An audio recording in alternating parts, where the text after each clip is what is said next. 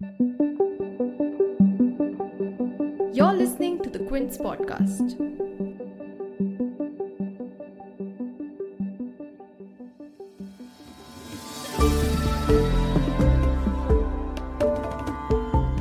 Welcome to Season 2 of the Quint Fortnightly podcast, Land of a Billion. We aim to bring you expert conversations about the most contentious of the holy roti kapda makan trinity, that is, the makan over our heads and the larger ecosystem that governs it. This podcast is produced in association with the Property Rights Research Consortium, supported by Umidiyar Network India. I'm Bhargavi, a researcher interested in land and access to finance, and your host for this season.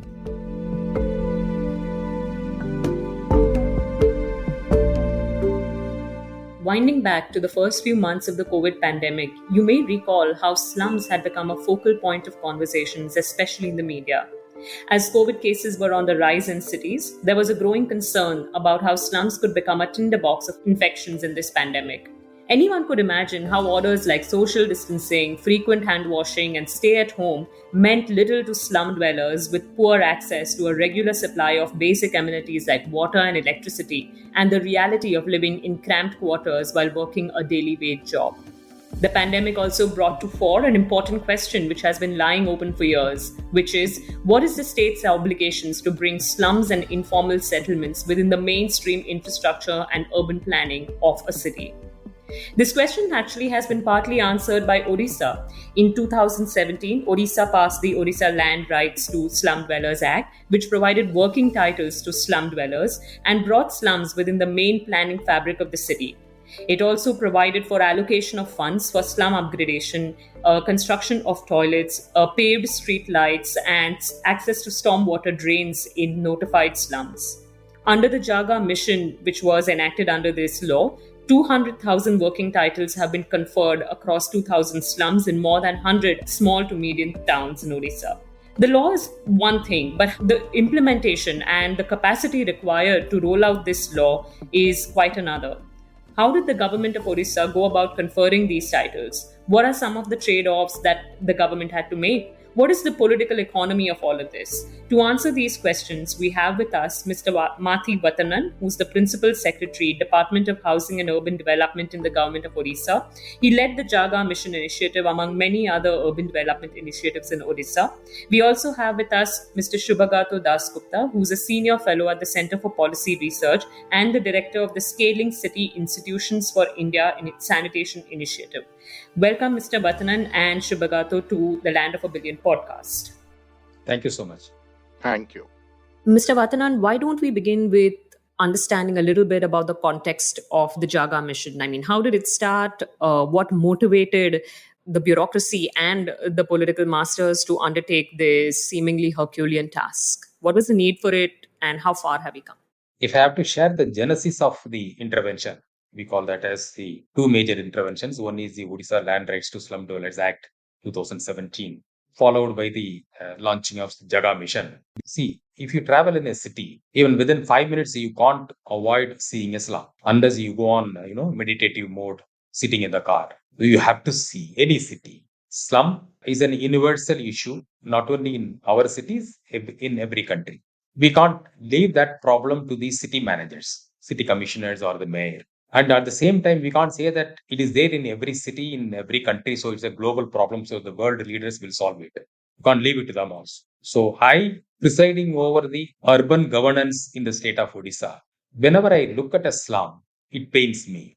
It tells me that, I'm not doing my job. So the city administration or the urban development role is to ensure there is an inclusive development. So where is the inclusivity? If you see the slum, see the conditions of the plight of the city slum dwellers. So they have come into the city to build the city. They have not come in search of employment. You offered the employment. So you wanted to build the road. You wanted to build the large projects, bridges, big malls, buildings, housing complex. You wanted laborers, and that labor market attracted the people from the surrounding villages and the rural areas. So they came in. If there is no employment opportunity, if you don't need them, they would not have come here. So having come here, has the city done, provided accommodation? Where will they go? What will they do? You want them to work for you. They build the roads, they build the building, they do every work in your home in the city. Without slum dwellers, the city will come to a standstill, halt. So they make the city, they run the city. But what the city in turn pays back, a meager wages. We don't provide them the space, the land, housing. Do we have enough rental housing? Is that affordable?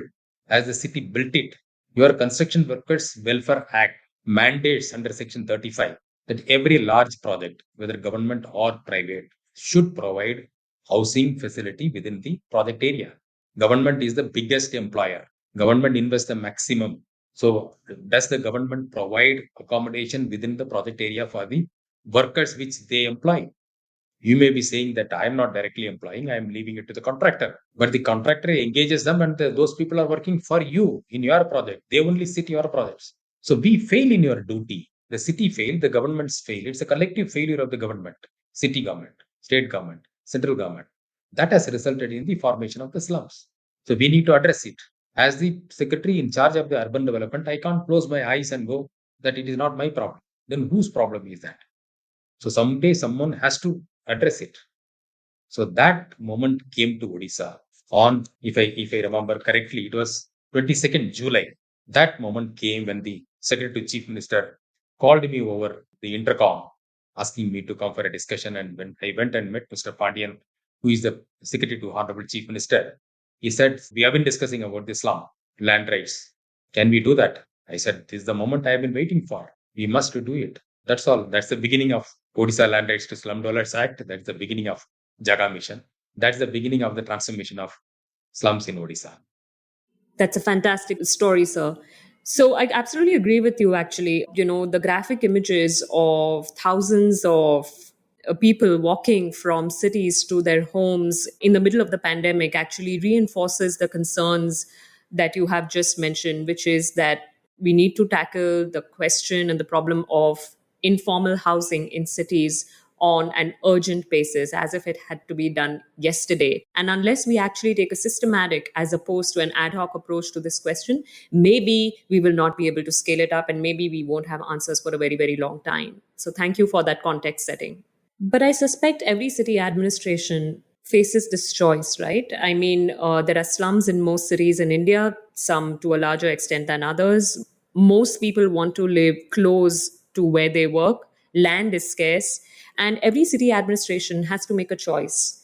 Either they treat slum dwellers as, some sort of encroachers on public property and continue to threaten them with demolitions and eviction notices, disconnect supply of essential amenities, or they recognize that slums are actually a feature of scarce housing in cities for people who need it, and they give it a certain degree of formality and include it within the main infrastructure of the city. And the popular notion is that when city administrations choose to do the latter, they actually incentivize illegal and informal settlements and encroachments on public property. And I wonder, how do you deal with this popular perception of incentivizing the wrong things, as a lot of people would see it, versus recognizing that a large part of the city's workforce actually resides in slums?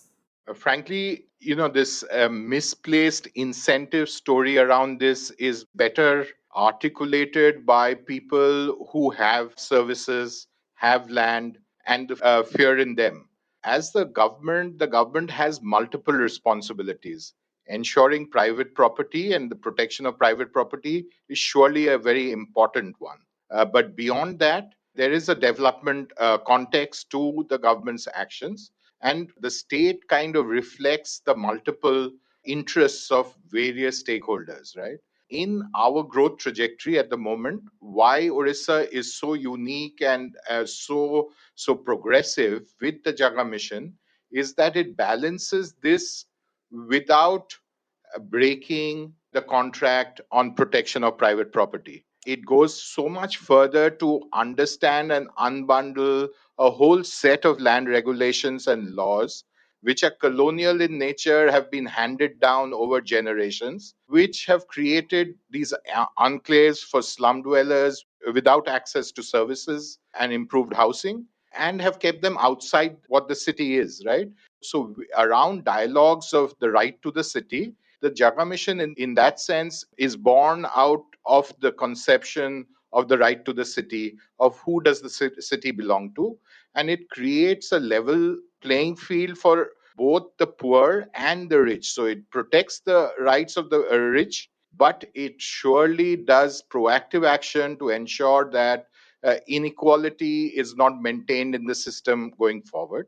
It's unique also because in this post liberalization phase that we are in, commercialization of land has become very valuable, and the interests are aligned around making sure that private property is protected, or even public property is protected. In case of larger cities, this is very visible, is very strong.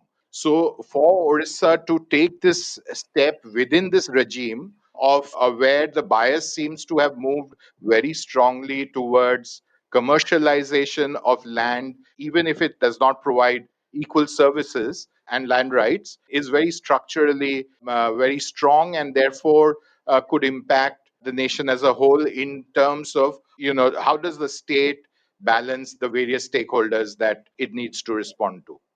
As part of that, we have also studied the CDP of the cities, the master plans of the city, done with the satellite maps. And it's very interesting to note that the informal settlements, which we call as slums, they occupy not more than 2 to 4% of the land, usable land available in a city. 2 to 4%, maximum it is 4%. So the slum population, which varies from 20% to 40%, on an average, Odisha has 25%. Even if you take that, 25% of the population occupies less than 4% of the land available in a city. Where is the question of, incentivizing the encroacher or lawbreaker? It's their rightful demand, need, they deserve it. They have an equitable right on the land. Land is a finite resource. And how much we are giving? We are only giving 30 square meter maximum. And how much land is under encroachment by the greedy people in the cities? What are we doing about it? When we provide 30 square meter of land, if you raise the eyebrows, why? But what are we doing about the large scale encroachment happening? Commercial space encroachments. They build your city, they leave your city. And unfortunately, cities do not have that kind of public transport system which facilitates easy commutation. For the kind of wages we pay to the slum dwellers, can they afford a motorized vehicle? Do they have a car or a two-wheeler like us to travel to far off area? They have to live there. It is not out of choice, it is out of compulsion. They have to live in their place or near the place of work because they have to, commute to that workplace.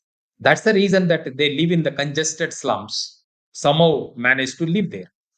So, in my opinion, they deserve it. And it's the duty of the city to do that, duty of the state to do it. Thank you. That gives a lot of perspective to the argument that people often make about how legalizing illegal slums and encroachments can actually be adverse to the city's larger interests.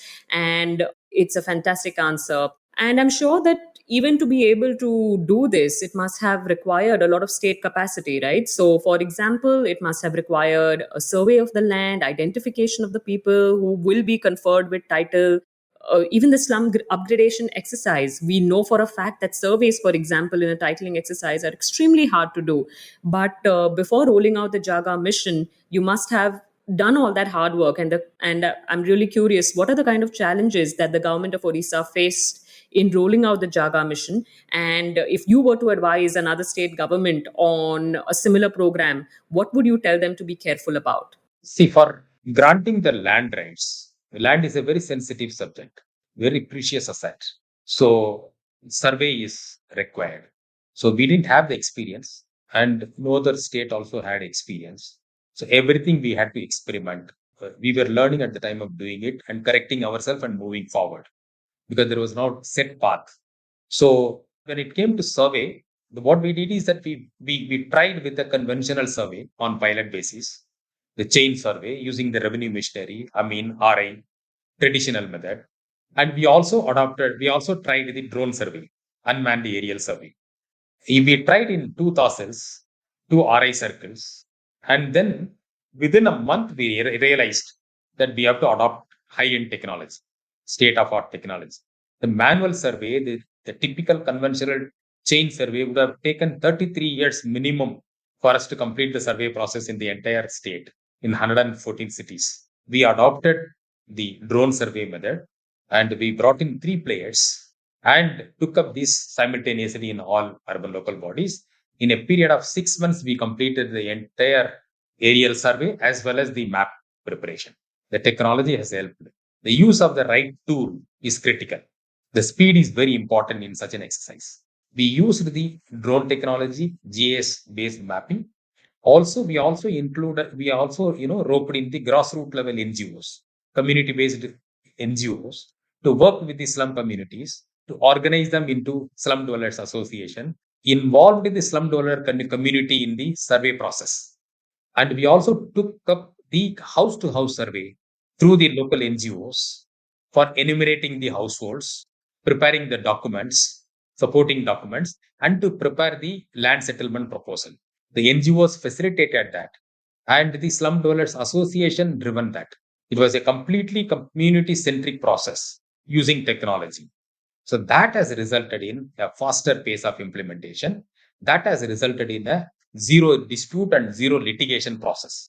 So far, we have done more than 1,75,000 land rights, more than 1,75,000. Not even a single case of litigation or dispute.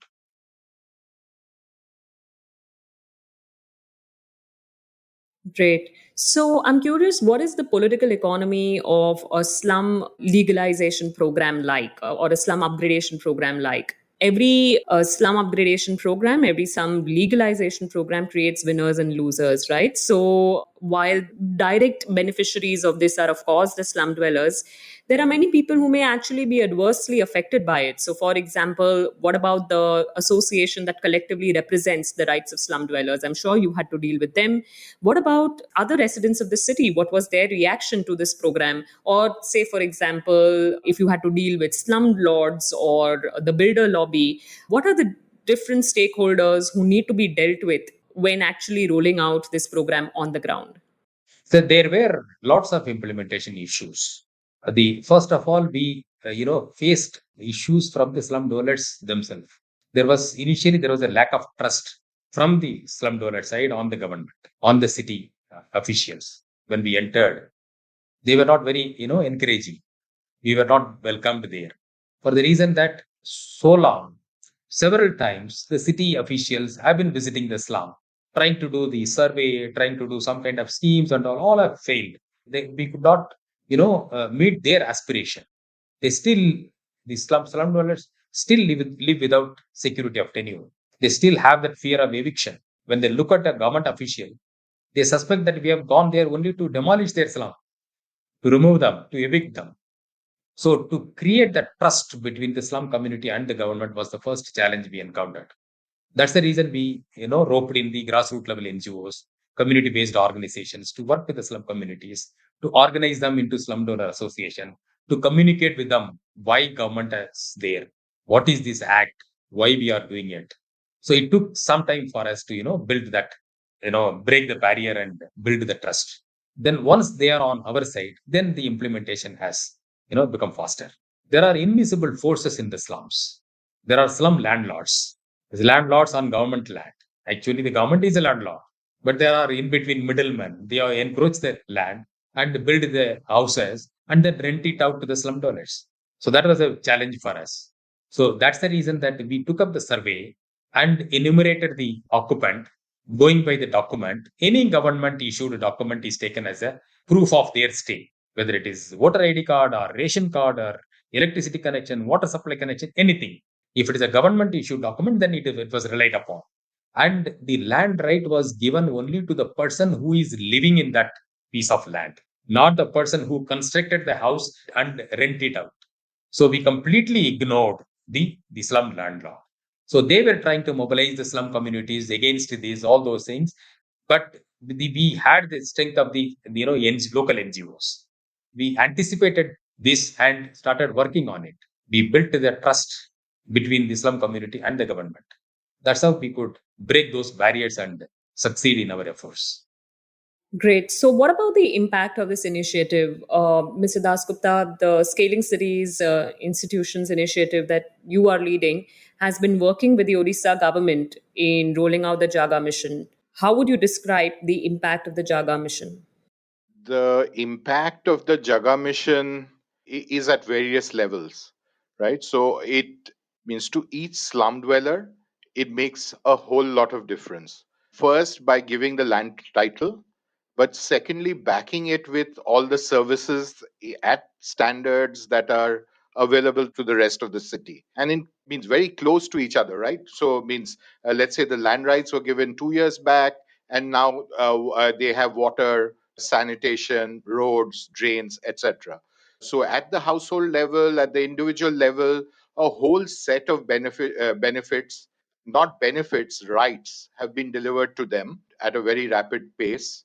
And that, in one sense, has shown the progressive nature of the government and thereby brought more and more slum dwellers on board. And as Mr. Mathi was just saying, the opposition to it has been sidelined. In that sense, it is the major program in Orissa at the moment, and a lot of very interesting work around it is happening. For example, the urban wage employment program that was created after COVID, but now is called the Mukta program, where the slum dwellers were involved through a wage employment program to build their own city. So no longer are they only viewed as service providers to the rich in the city, but now they've literally built their own communities by participating in the construction of these roads and drains, etc.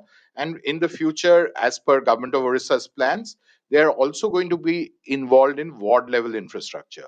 So at the slum level, the community infrastructure building has helped decentralize and create a new relationship between the local body, the urban local body, and this slum dwellers association. So from individual benefits, it's come to the community benefits, and then to the at the city level, the city is now all inclusive. They provide services at the same standard across the city, and in general, the city is much more resilient because the pockets of this kind of, let's say a disaster impact or epidemic impacts are being mitigated in the medium term. Then at the state level, it provides a whole new opportunity for various sets of programs to succeed. All kinds of urban programs, the probability of it succeeding is much higher because everyone is now within a system, right?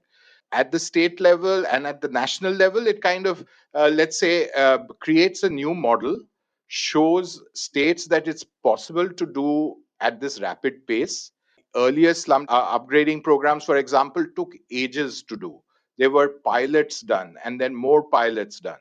But what Government of Orissa and Mr. Mathiwatan have managed to do is put this in at a scale that's in the past never been seen. And then at the global scale, it speaks to the sustainable development goals, to the urban goal within it. It takes, the main underlying theme of the sustainable development goals this time is to leave no one behind and have inclusive and sustainable cities. It speaks to the heart of the problem at the global scale and creates this new model which can operate even within a market structure, a neoliberal framework, and can deliver goods. So it has these multiple benefits at various levels. Would you say that the Jaga mission actually made a difference to the way the pandemic management was done in the slums that were actually covered within the Jaga mission? So, for example, I think the most graphic images that gave many people sleepless nights during the pandemic were those of thousands of migrants walking from the cities back to their homes in thousands of miles away, and primarily because of tenure security and job loss and a complete breakdown of trust in city administrations to take care of them, right? So, would you say that the Jaga mission actually made a difference? And did you see a different perception of people who were covered under the Jaga mission during COVID? Or is it too early to ask for that kind of impact? Yeah, during COVID, in fact, we have experienced the benefits of our interventions. So by the time we had already given the land rights, people have started investing in their house. building their house. The Jaga mission interventions have already started by the time.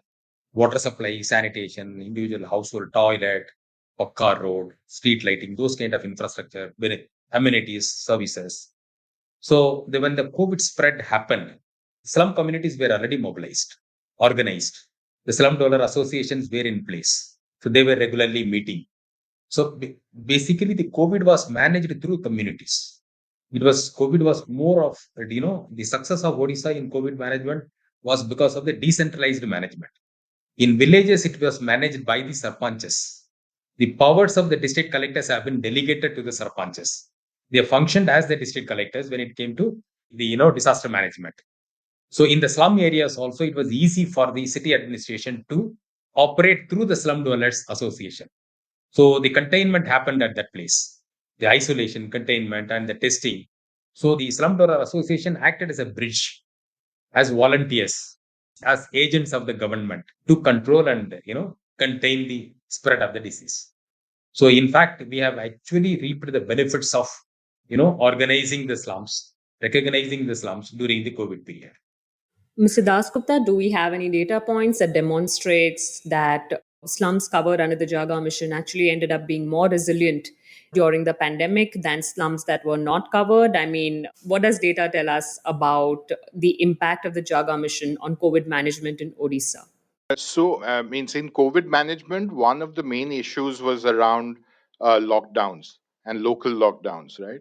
In the lockdown period, the slum dwellers got wage employment in Jaga Mission in their own communities. Yeah. So it protected both livelihoods, but it also created assets for themselves and the city as a whole, because these protocols were in place and these plans were in place. So it had a very positive impact on the communities itself during lockdowns.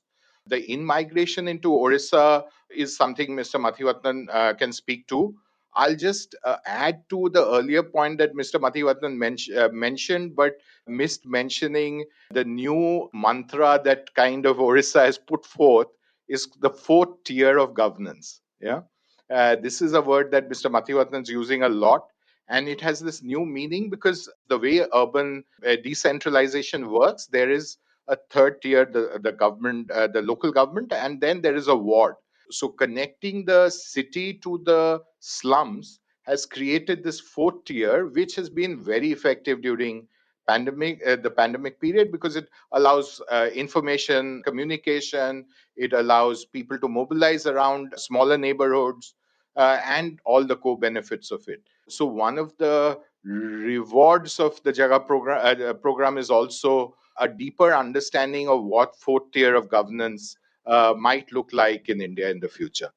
Sure, truly a people's movement then.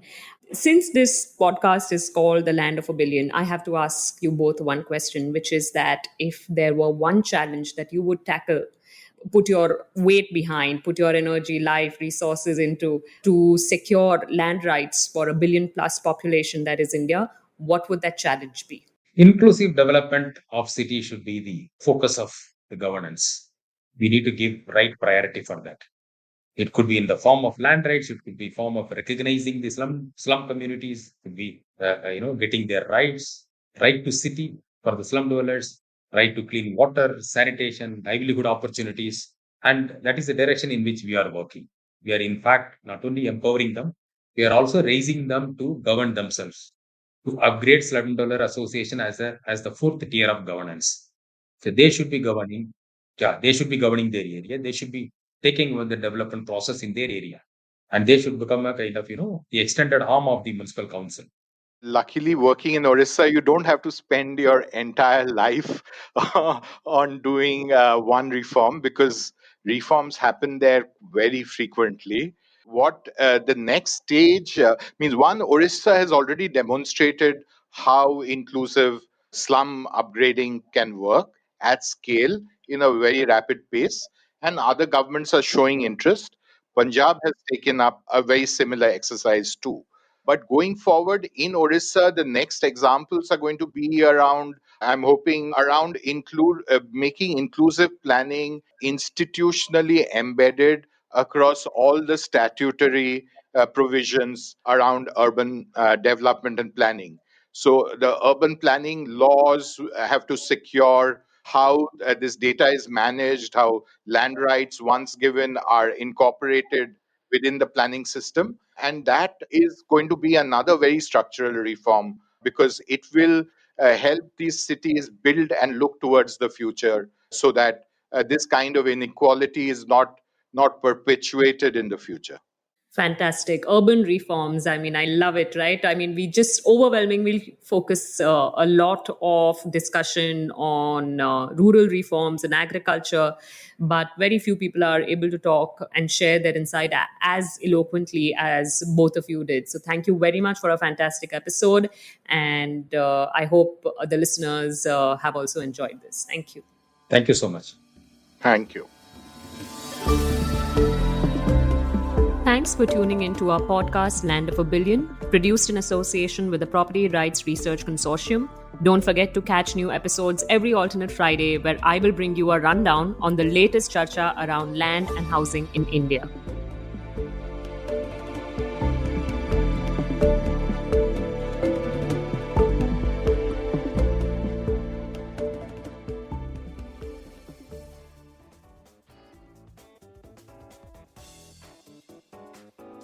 Thanks for listening. Log on to the Quint's website and check out our other podcasts.